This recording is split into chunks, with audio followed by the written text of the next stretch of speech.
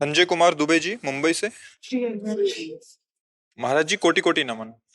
महाराज जी, आलस्य, निराशा, भय, आत्मबल की कमी हमेशा घेरे रहती है, क्या करें? मार्गदर्शन। कई कारण होते हैं इसमें।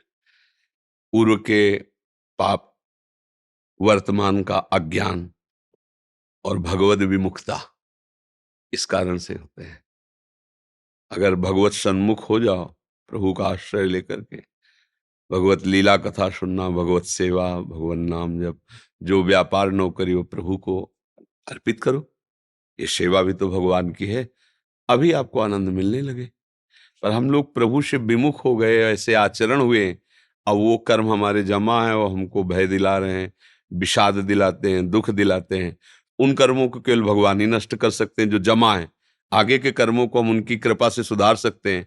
वर्तमान में जो मुझे संकट आ रहा है, विपत्ति आ रही, उसे विवेक के द्वारा हम सह सकते हैं, मिटा नहीं सकते, सह सकते हैं।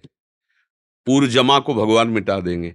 आगे हमसे गलती न हो, ये उनकी कृपा से हम सावधानी से चल सकते हैं। लेकिन जो वर्तमान में मिल रहे हैं, विवेक के द्वारा हम सह सकते हैं, मिटा नहीं सकते। जैसे कष्ट आया है तो विवेक के द्वारा सहो, भगवान का आश्रय लेकर सहो। पर ये जो भय विषाद है, ये तब तक मिटेगा नहीं जब तक भगवत साक्षात्कार नहीं होगा, भगवत आश्रय नहीं होगा, भगवत भजन नहीं होगा। कुछ भी कर लो, अरब खरब जितना चाहो कमा लो, कभी विषाद नहीं हटेगा, कभी आपको विश्राम नहीं मिलेगा। माया की भूख बढ़ती ही चली जाएगी, भय शोक चिंता घेरे ही रहेंगे। इसलिए मुझे लगता है कि भगवान की शरण में होकर उनकी लीला कथाओं को पढ़ो, सुनो। घर में ठाकुर सेवा विराजमान होगी, है कि नहीं है?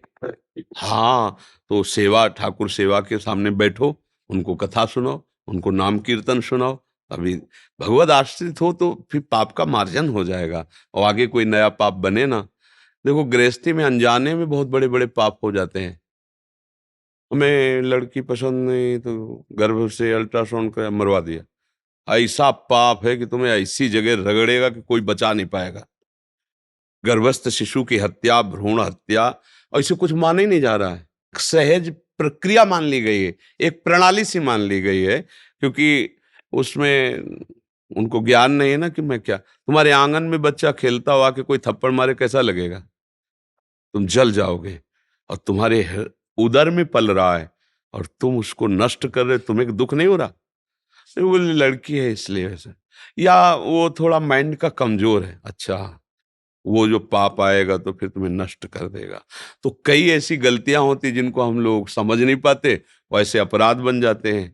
तो भगवान की शरण में होकर भजन करो, भगवद वार्ता कथा, जिससे हमारे पाप नष्ट हो जाएं। नहीं तो जीवन में शांति सुख रुपया पैसा से नहीं मिलती। चाहे जितना जमा कर लो, अशांत और क्लेश देता ही रहता है। तब लग कुशल न जीव को सपने हो मन विश्राम, जब लग भजत न राम को शोक धाम। तो किसी के जंतुर बांधने से, कलावा बांधने से, प्रसाद देने से तुम्हारा शोक दूर होने वाला नहीं। जब तक तुम्हारे अंदर ज्ञान नहीं प्रकट होगा, तब तक ये अज्ञान, ये माया तुमको रौंदती ही रहेगी। ये जन्म इसीलिए मिला है कि ज्ञान प्राप्त करो, भगवान के चरणारविंद की भक्ति करो और पापों से बचो तो आनंद मिल जाए। आजकल पाप से बचने वाला दिमाग है ही कहाँ है? बस हमको रुपया मिलना चाहिए, सुख मिलना चाहिए, आनंद मिलना चाहिए, क्रियाएं, दुख मिलना चाहिए, अशांति मिलना चाहिए, बंधन मिलना चाहिए, वो कर्म। कर्म विपरीत हो रहे हैं और फल विपरीत चाह रहे, तो ऐसे कहे बमूल लगाओगे तो तुम्हें कलमी आम थोड़ी खाने को मिलेगा, लंबे लंबे कांटा मिलेंगे।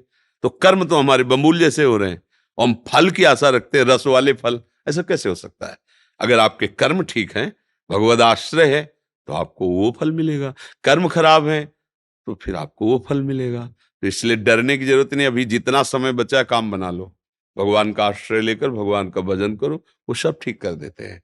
वो हर गलती को माफ कर देते हैं। वो बड़े कृपालु। अगर कृपालु ना हो तो हम लोगों का कभी उद्धार ना हो, क्योंकि ऐसे ऐसे पाप बन जाते हैं, ऐसे ऐसे आचरण खराब हो जाते हैं जो नहीं होना चाहिए।